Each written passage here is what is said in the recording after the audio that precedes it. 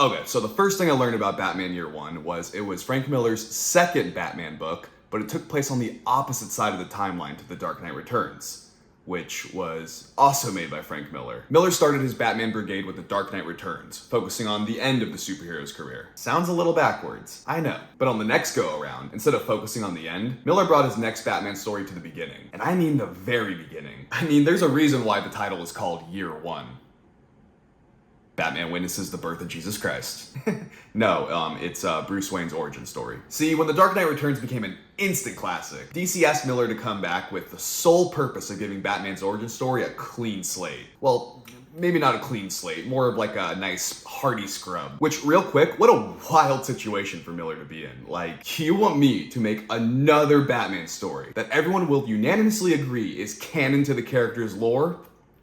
Sign me the frig up, baby. Like, that's a lot of power to have. He could have done all sorts of weird shit for Batman's beginnings. Like, Batman hangs upside down with toe shoes to be more like a bat. And everyone would just have to go, guess Batman has some serious toe grip now, and that's how things are now. You just have to accept it.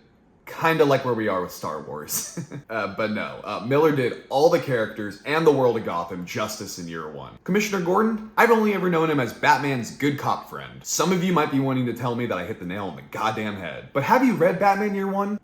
Have you perused through the pages? Because during the read, I thought Commissioner Gordon's scenes stole the show. This comic made me recognize him for the mustachioed badass he is. Because the concept of Year One didn't just apply to Bruce. It was Year One for Commissioner Gordon as well. He wasn't even Commissioner yet. He was Lieutenant Gordon. But I'm gonna call him Commissioner Gordon anyways, because I just don't care. Gordy may not, well, now I'm calling him Gordy. Gordy may not have been jumping around, dodging bullets in a cape, but his story was just as tense and engaging. Maybe even more so. You see, Commissioner Gordon wasn't just a good cop in my eyes anymore. Oh no. This guy fights for what he believes in. He will get his knuckles bloody, and his morals straight as an arrow.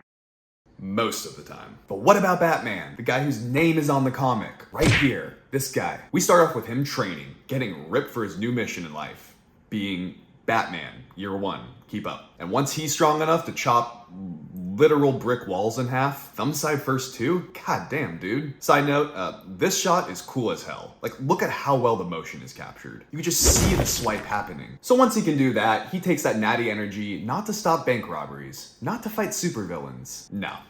Not Bruce Wayne, not our Year One Batman. He applies on a little makeup for disguise and strolls right into the red light district to clobber some pimps and hoes.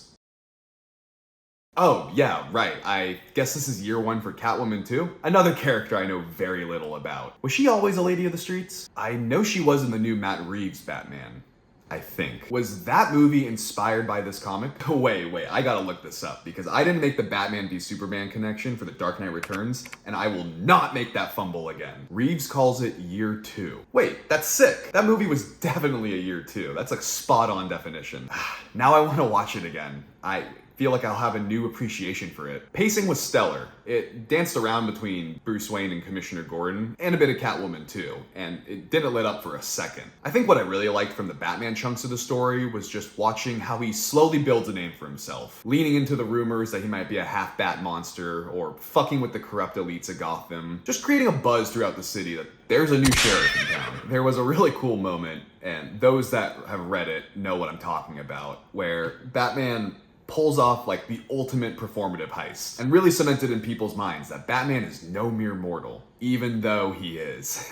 Gaslight out the wazoo. I don't really want to get into it and spoil things because I want you to be inspired to read this comic for yourself, if you haven't already. Okay, before we wrap this up, I noticed that when I gushed over some of my favorite panels from The Dark Knight Returns, those reels did exceptionally well. Like, way better than anything I've ever posted. So in an attempt to capture that same lightning in a bottle, let's talk art. I love the high contrast for the gunfire here. No blam sound effect, no line emphasis, just an image. Love the yellow and minimal colors. It creates such a cool pop art style. Digging the match on action to young and old Bruce. Liking more of this yellow. I'm mesmerized by how the rain is drawn here. It's just lines. Yet it doesn't feel busy or unclear. Same with the window shot. It's just like a bunch of stupid little squiggles, but you can tell those are the droplets winding their way down. I also liked how the reflection under the rainy floor is just smudges. I feel like if I were drawing a character standing on an icy or wet floor, I would feel compelled to draw like an inverted replica of the character, and then just have it underneath. This is a beautiful watercolor sky. For Barbara's shadow here, that's just a cool little hatch switch up. All right, I think the minimal design of Batman throwing the grenade,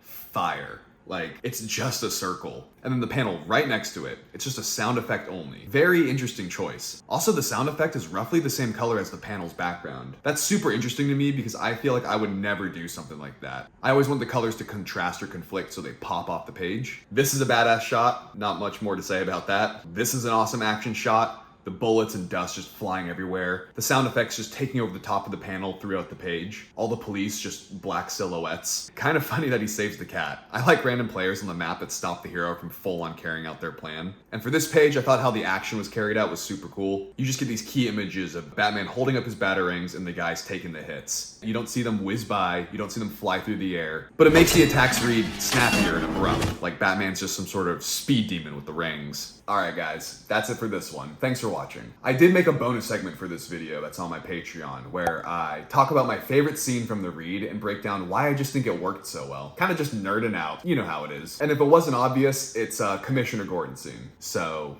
check that out. I hope this inspires you to give Batman Year One a read for yourself, because those that read will actually know the true meaning behind the title of Year One. Not that joke I made earlier. Batman becomes the new lead in the reboot of the Jack Black Michael Cera movie, Year One. Alright, see ya.